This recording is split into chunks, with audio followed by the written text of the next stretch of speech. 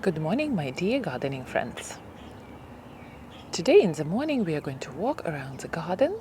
I will show you what's blooming, what's not, and we will check up on our blind shoots update, and I will be showing you, I will be telling you why it is so important to feed our roses after their first flush of blooms. So here we have my beautiful Lady of Charlotte. She finished her blooms and she's going to produce a lot of wonderful new shoots, which are already, you can see, the burgundy ones are coming up. And Lady of Charlotte has a tendency to be quite unruly during her time after first flush of blooms. So I'm going to do a lot of trimming. And in case you worry how often you should trim your rose during the season, you can do it as needed. For example, with my Lady of Charlotte, I come outside and I see that she's getting a little bit unruly, and I trim her right away. Now let's check on this stem here. As you can see, you see these beautiful fresh new buds.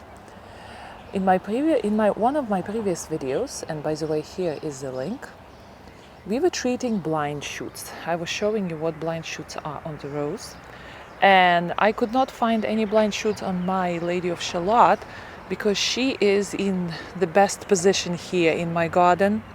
She has a lot of sun. So as a result, she doesn't suffer from blind shoots. She doesn't create shoots which do not blossom. But I found one and I showed you, I trimmed it, and look, the blossoms are here, they are delayed, but look how she created shoots, you see, from this wounded stem, and she's ready to blossom.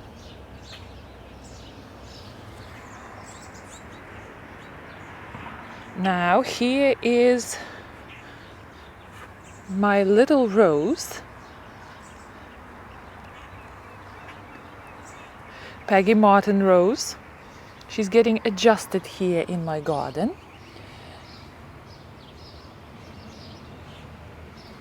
She suffered. The last time we had rain, which happened, last night? I just came out and I noticed that she's suffering a little bit from mildew, which is unheard of in my garden. I never ever see mildew. So I have a feeling that she is getting adjusted to my climate because she was traveling, I forgot where she was traveling from.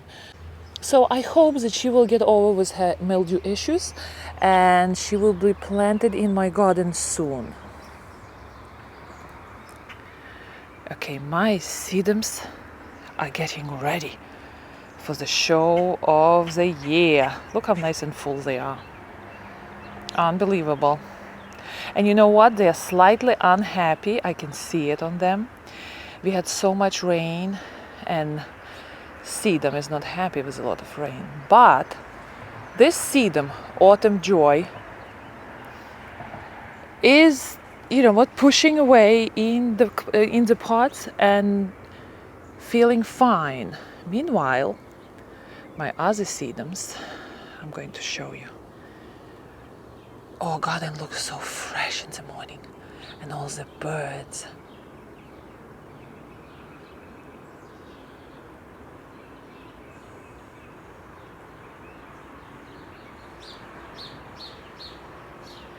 All right, can jam from my kids, but look at this sedum. I believe it's lemon jello sedum. I bought it last year I bought it. And look how miserable it is in the pot with all the rain we've got. So this poor guy, if he's going to make it this year in the pot, I'm going to plant him out. He is not ready to tolerate so much moisture in the pot. But my Autumn Joy right here is a true winner.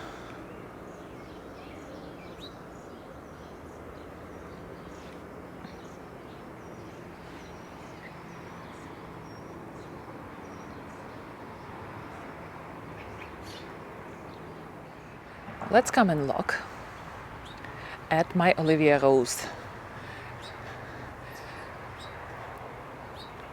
Olivia Austin roses, just look at them. They are creating a lot of new shoots and they're doing marvelous here. Now, I'm not going to feed, some people do. I don't feed my newly planted roses, newly planted bare feed roses the first year. I just do nothing about them. The most what I can do, I can put liquid fish fertilizer into the root system, but this year I decided I'm not going to do it. Next year they will be fertilized in spring. But look how many new wonderful shoots Olivia Austin is creating. And I have to trim her, she looks a little bit unruly there. Look at this, wonderful. I'm very happy with Olivia Austin. She gets all her sun. She is prime spot here. Roses love sun. But with my established roses, after they finish their first flush of blooms, it's very important to feed roses. Whatever fertilizer you're using, and again, we are gardening on in different landscapes and different climates. So whatever you're using, please do use it after the first flush of blooms of roses, because our roses, majority of them blossoming now in our gardens, they are repeat bloomers and they need all that energy to repeat their blooms plus to form basal shoots. And basal shoots are very important for the life of the rose, since rose continuously rejuvenates itself, and we are helping rose to rejuvenate herself by cutting old and dead wood. So we do rely on those basal shoots coming out from the base of the plant, to continue the life of the rose, for rose to be productive and staying young in our garden. So if you're not going to feed the rose after the first flush of blooms, rose is going to struggle with two tasks. Rose has to prepare basal shoots, and rose has to prepare the second flush of blooms. And it is tough for a plant. So we do have to help our beautiful performers, our roses in our garden, to face those tasks successfully and do supplemental feeding. And look who is ready to create blooms for the first time in my garden. This is Phacelia plant, and let me tell you, I had such difficulties with this annual. This is lacy Phacelia, and it's a plant which people say that this is a very elegant plant.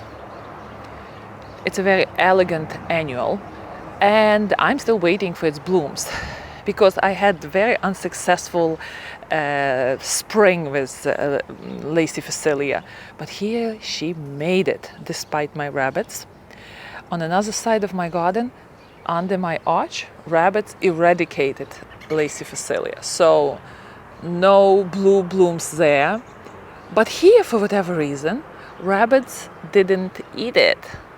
So lacy Phacelia is going to create blooms.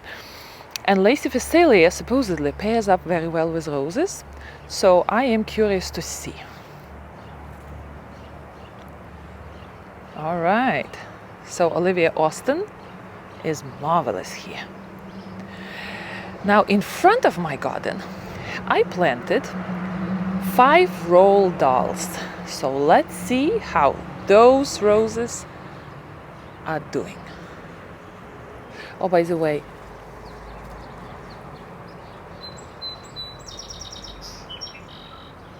here we have Vanessa Bell. She's a little bit unruly here. She is, you know what, it's always interesting to see how different roses mature.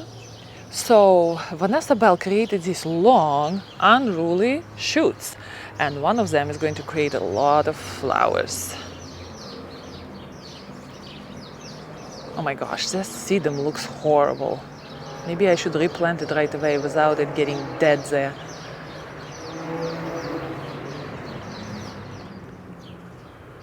All right, let's go to the front and check how my 5 Roald Dahls are doing.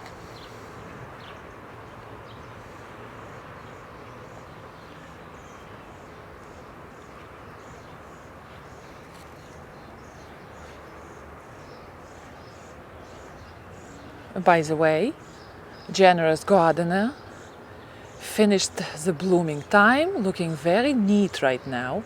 But mind you, that neatness is going to finish very soon. In a week or so, Generous Gardener will start growing and will start produce long shoots which will be growing strong, trying to create blooms for the second flush. It will be somewhat unruly, so right now I'm enjoying this neat appearance of my Generous Gardener. Also, you know what happened in the garden? Because I damaged my ankle, so this Generous Gardener got trimmed after the blooming time. So he's looking all neat and nice. But here, my Generous Gardener did not get trimmed. Right there. And you know what? I decided to keep that rose not trimmed, and just for fun, to see how Generous Gardener is going to respond to second flush of blooms with not trimmed hips. Mind you, the rose spends enormous, or any plant, spends enormous amount of time creating hips, creating seeds for next generation. So since I have 2 Generous Gardeners in my garden, I decided to make an experiment. I'm going to see how Rose, this Generous Gardener, will behave with untrimmed hips, and my second Generous Gardener, which is all nicely trimmed. And I will keep you updated how these 2 roses will behave. My azalea, remember I told you I had to give her a strong haircut to get rid of diseases and just to keep her in shape here. She is bouncing back very well. I made sure I fertilized her and I watered her well.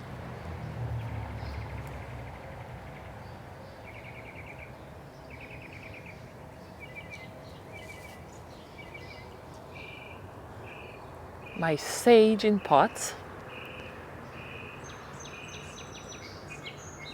looking slightly unruly, I must say, but that's okay. All right, let's go to the front and check my Roald Dahl rose. Oh, tiger lilies are just starting their wonderful blooms. Hello.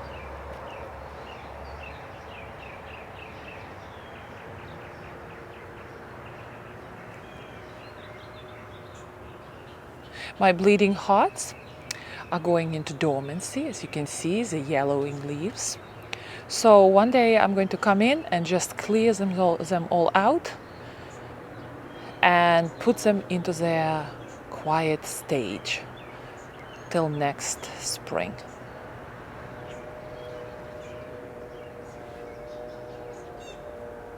Hostas. I have to clean hosta out from all the debris falling from my rose. That's another thing about hosta. Hosta really dislikes all sorts of debris on her leaves. Oh gosh, look at this. I was neglectful here, and hosta will get marks here. Oh well. Alright, I have to get and clean it out. Alright, sun is coming out. This is my side flower bed, and here we have all sorts of things crowding each other. But this is my Roald Dahl roses. They did exceptionally well this first year in the garden. I screened them, as you can see. I had to put a screen around to save them from rabbits. And Roald Dahl is doing good. Here is a video of the blooming time. It coincided with my ankle damage, so I wasn't able to show you well all the blooming times of my new roses. but I managed to take a short video of it. And Roald Dahl had a great performance. The scent is, I don't know, maybe young rose doesn't have a strong scent, I'm not sure. But the scent was very lightish, fruity, nice, pleasant aroma. Not a strong one, but that's just my experience with this rose. And look, all 5 bushes are doing very well. So, in case you don't know, this area will be, it is still under the development. This area will be dedicated to 5 Roald Dahl shrubs, and they're going to create one magnificent bush. So this is the update on Roald Dahl. One more thing I wanted to show you. Look at my clematis.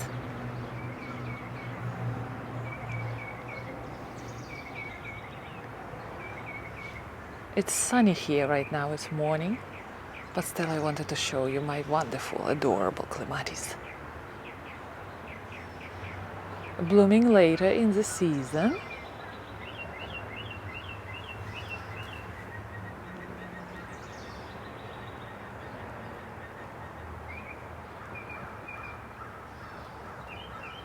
Oh, do you hear that birdie?